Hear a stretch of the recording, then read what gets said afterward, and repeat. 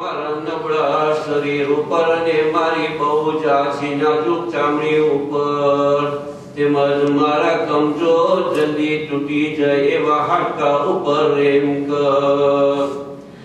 તે કે જે મને પેદા કર્યો છે અને મારા સારા નામોથી મારો જિક્ર કર્યો છે અને જે મને જન્મથી લઈને આ દિવસ સુધી પાડી રહ્યો છે અને જે મારા હકમાં હંમેશા સારું કર્યું છે અને જે મને મારી રોજી પહોંચાડે છે, માટે જેવી રીતે તે પેલા શરૂઆતમાં મારા ઉપર પ્રેમ કરી છે અને મારા ઉપર દરેક રીતે સારું જ કર્યું છે, તે પ્રમાણે તું મારી સાથે વર્તજે. ऐ मारा अल्लाह, ऐ मारा सरदार, ऐ मारा पाड़वा वाला, શું મને તું એ હાલતમાં જોઈ શકશે કે તારી જન્મની આગ મને અઝાબ આપે, છતાં કે મેં તારી વાદાનિયતનો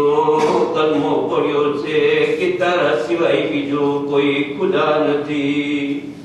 અને તારી મારિફતથી તારી ઓળખાણથી મારું દિલ ભરાઈ ગયું છે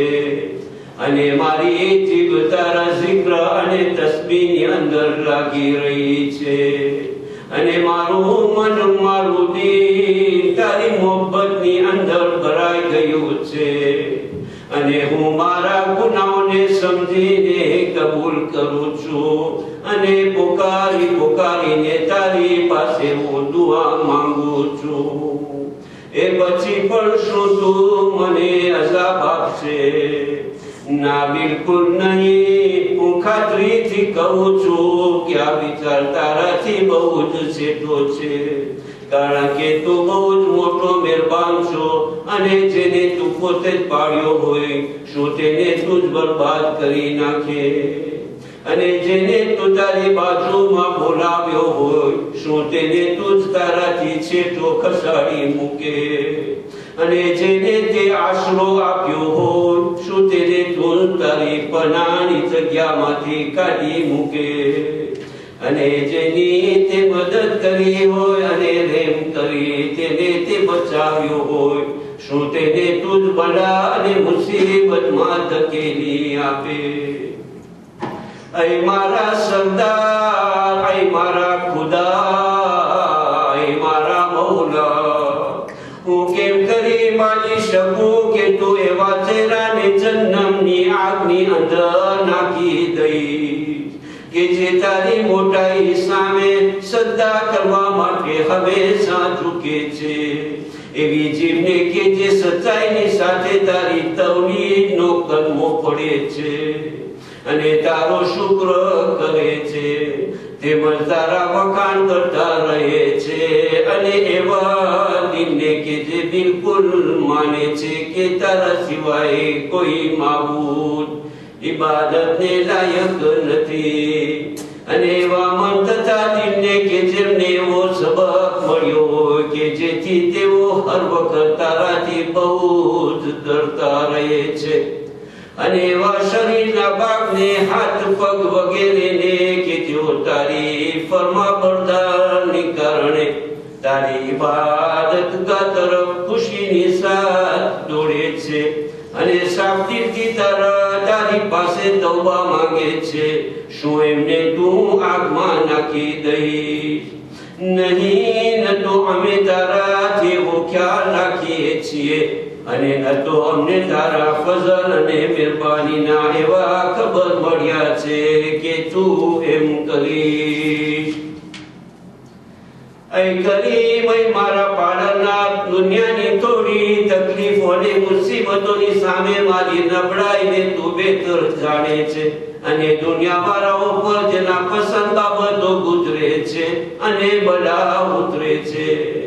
મારા માથે સહન કરવાની તાકાત નથી, છતાં કે દુનિયાની મુશ્કેલીઓ હંમેશા રહેવા વાળી નથી, ફક્ત પસાર થવા વાળી અને ટૂંક મુદ્દત માટે છે. તો હવે આખિરતની મુશ્કેલીઓને હું કેમ કરી ખમી શકીશ કે જે બહુ જ ભારે હશે અને તે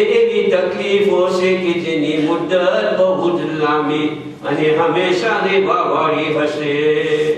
અને તેના અઝાબમાં કાંઈ ઓછું થશે નહીં, કારણ કે તે બલાની મુસીબત નથી પણ તારો ગુસ્સો ગજબ છે. મારા ગુનાહનો બદલો અને તારી નારાજગી છે અને તે એવો ગુસ્સો છે કે ન તો આસમાન તેને સહન કરી શકે છે ન તો જમીન તેને ઉપાડી શકે છે. તો એ મારા સરદાર, તે વખતે મારી કેવી હાલત હશે જ્યારે કે હું તારો એક એવો બંદો છું કે જે તાકાત વગરનો, ઇજ્જત વગરનો, કિંમત વગરનો, મિસ્કીન, ગરીબ અને લાચાર છું.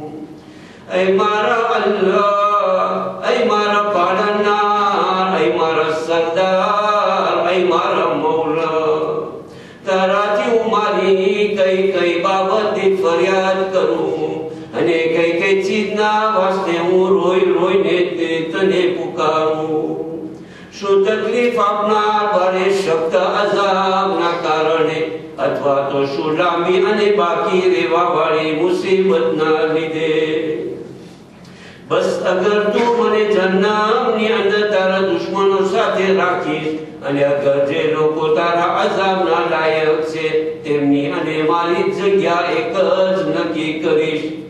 અને અગર જે લોકો તારા દોસ્ત છે અને તારાથી મોહબ્બત કરે છે તેમની અને મારી વચ્ચે જુદાઈ કરી દીધી, તો એ મારા માબૂદ, એ મારા સરદાર, એ મારા મૌલા અને મારા પાલનહાર, માનીને કે હું તારા અઝાબને સહન કરી લઉં,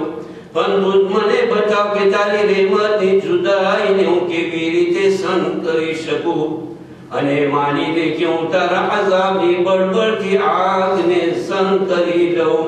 પણ તું મને બતાવ કે તારી રહેમતની નજરથી હું કેવી રીતે છેટો રહી શકું. અથવા તો કેમ બને કે હું જન્નતની આગની અંદર પડ્યો રહું જ્યારે કે હું તારી માફી અને મરબાનીનો ઉમેદવાર છું. જેથી કરીને મારા સરદાર, મારા મૌલા, હું તારી ઇજ્જતની સાચી કસમ ખાઈને કહું છું કે અગર તું મારી જીભમાં બોલવાની તાકાત બાકી રાખી હશે તો જન્મવાસીઓની વચમાં રહી હું જરૂર તારી પાસે આશા રાખનારની જેમ ચીજ પાડીને ફરિયાદ કરીશ અને એવી રીતે તને પોકારીને બોલાવીશ જેવી રીતે મદદ કરવા વાળાને કોઈ અવાજ આપી રહ્યો હોય અને તારી રૂબરૂ એવી રીતે ચિલ્લાઈને બૂમ પાડીશ અને રડીશ જેવી રીતે કોઈ પોતાનું બધું કોઈ નાખ્યો પછી રોય છે અને જરૂર તને અવાજ આપીશ કે ક્યાં છો તું મોમીનોનો સરદાર, અહીં તને ઓળખવા વાળાઓની ઉમેદોની પૂરી કરનાર, અહીં ફરિયાદ કરનારોની ફરિયાદે પહોંચનાર, અહીં સાચાઓની દિલોને ખેંચનાર, અહીં બધી દુનિયાઓનો ખુદા. શું તને આ બધી વાતો લાયક છે? તું તો પાક છો, અહીં મારા માબૂદ, અને હું તારા જ વખાણ કરું છું કે જ્યાં જન્મમાંથી તું તારા એક મુસલમાન બંદાની પુકાર સાંભળી રહ્યો છે કે જે તારી નાફરમાની કરવાના લીધે જન્મની અંદર કઈ થઈ ગયો છે અને જે તારા હુકમોને વિરોધ કરવાના કારણે અઝાબનો સ્વાદ ચાખી રહ્યો છે અને જે પોતાના ગુનાહોની સજામાં જન્મના તબક્કાઓના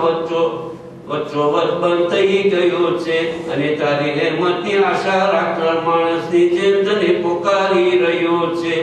અને તવીનો કલમો પડનારાઓની જેમ કે તારા સિવાય બીજો કોઈ ખુદા નથી તે જબાનમાં તને અવાજ આપી રહ્યો છે અને તારી સામે તારી પરવરદિગારીનો વાસ્તો આપીને તેનો વસીલો બનાવી રહ્યો છે. હે મારા મૌલા, બસ હવે તે કેમ કરી જન્નતની આગની અંદર બાકી રહેશે જ્યારે કે તે તારી આખરી મહેરબાની તારી દયા અને તારી માફીની આશામાં તરસ્યો છે, અથવા તો જન્મની આંખને કેવી રીતે તકલીફ આપશે જ્યારે કે તે તારી મહેરબાની અને તારા ehsanની ઉમેદની અંદર લાગેલો છે, અથવા તો જન્મની આગના ભડકાઓ તેને કેવી રીતે સળગાવી શકશે જ્યારે કે તું તેનો અવાજ સાંભળી રહ્યો છે અને તેની જગ્યાને પણ જોઈ રહ્યો છે, અથવા તો જન્મની આગ પોતાની અંદર કેમ કરી તેને વીંટી દેશે જ્યારે કે તું તેની નબળાઈને બરાબર જાણે છે, અથવા તો કેમ કરી તેને જન્મના ઊંચા નીચા ખડકાયેલા તબક્કાઓની અંદર પરેશાન થાય જ્યારે કે તું તેની સાચી હકીકતથી સારી રીતે વાકેફ છો, અથવા તો જન્મના ભડકા કેમ કરી તેને પકડી લઈ સજા આપે જ્યારે કે તે તને પુકારતો હોય, હે મારા પરવરદિગાર, અથવા તો એ કેમ બની શકે જ્યારે કે તે જન્મમાંથી છૂટવાની તારી રહેમતની આશા રાખતો હોય અને તું તેની અંદર તેને રહેવા મૂકી આપે. ના, બિલકુલ નહીં. આવી વાત તારાથી બહુ છેટી છે અને આવો વિચાર તારા માટે નહીં થઈ શકે, અને તારી મહેરબાનીનો આવી રીતે કોઈ સાથે તારો વર્તાવ રહ્યો છે, અને ન તો એ શાંતિ મનને કી આશા રાખનાર તારો કર્મો પડવા વાળાઓની સાથે તું કેવી રીતે પેશ આવ્યો છે.